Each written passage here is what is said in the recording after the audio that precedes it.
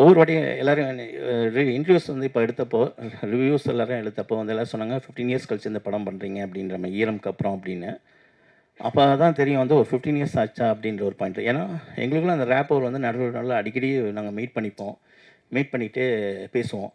பேசும்போது அப்போ வந்து என்ன படம் பண்ணலாம் அப்படின்னு சொல்லும்போது, நெறைய விஷயங்கள் ஆக்ஷன் சப்ஜெக்ட் எல்லாமே பேசுவோம். அந்த ட்ராவல் போயிட்டே இருக்கும் ஒரு பாயிண்ட்ல. கரெக்ட்டா வந்து ப்ராஜெக்ட் வந்து கரெக்ட்டா செட் ஆகாம போயிட்டுருக்கும். அப்போ ஒரு ஹாரர் படம் எடுக்கலான்னு சொல்லும்போது, அப்போ தான் டிசைட் பண்ணது இந்த சப்தம் அப்படின்றது. சப்தம் டிசைட் பண்ணதுக்கப்புறம், அதுக்கான டைம் வந்து கரெக்ட்டா இப்போ தான் எங்களுக்கு வந்து அமைஞ்சிருக்கு. ஆ எப்பவுமே ஒரு டைரக்டருக்கு பார்த்தீங்கன்னா, ரொம்ப கம்ஃபர்டபுள் அப்படின்றது வந்து எப்பவுமே அது வந்து தேவை. கம்ஃபர்டபுள் நான் என்ன சொல்றேன்னா, நம்ம நெனச்ச விஷன் வந்து நம்ம நெனச்ச கதைய நம்பி ஒருத்தர் உள்ள வரணும் அப்படின்றது. ஸோ எனக்கு சில டிலே காலதாமதம் அப்படின்றது நான் படத்துக்கு போகிற உழைப்பு கிடையாது. அது 100% அந்த உழைப்பு கிடையாது. என்னோட ஸ்கிரிப்டிங் ப்ராசஸ் அப்படின்னு பார்த்தீங்கன்னா வந்து ஒரு 6 மாசமோ, 8 மாசமா ஷூட்டிங் வந்து பார்த்தீங்கன்னா, எல்லா படங்களும் 4 படங்களும் பார்த்தீங்கன்னா வந்து 45 நாள்லேருந்து 55 நாள். இதுதான் ஷூட்டிங். என் தமிழ் ராக்கர்ஸ் அதாவது 5 1/2 மணி நேரம் படம். Tamil Rockers series, web series அதுவே வந்து 53 நாள்ல முடிச்ச ஒரு விஷயம் தான்.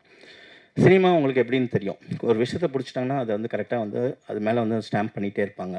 பட் எனக்கான ஒரு ப்ரொடியூசர் எனக்கான ஒரு விஷயம் வந்து தேடி வராங்க அப்படின்னு ஒரு பாயிண்ட் இருக்குல்ல. நம்ம விஷயத்த வந்து நம்ம சரியா பண்றோம். ஒரு படத்த எடுத்தோம்னா 45 நாள்ல முடிக்கிறோம் அப்படின்ற ஒரு பாயிண்ட்ல. அதுக்கு ஒரு உண்மையா இருந்து நம்ம பண்ணிட்டுருக்கோம் அப்படின்றது, அதுதான் இந்த வருஷத்துல வருஷம் நம்ம ட்ராவல் பண்ணிட்டுருக்கு. நம்ம ஒரு உழைப்பு உண்மையா போட்டுட்ருக்கோம். அதுக்கான ட்ராவல் வந்துட்டுருக்கு அப்படின்றத நோக்கி தான் நான் போயிட்டுருக்கேன்.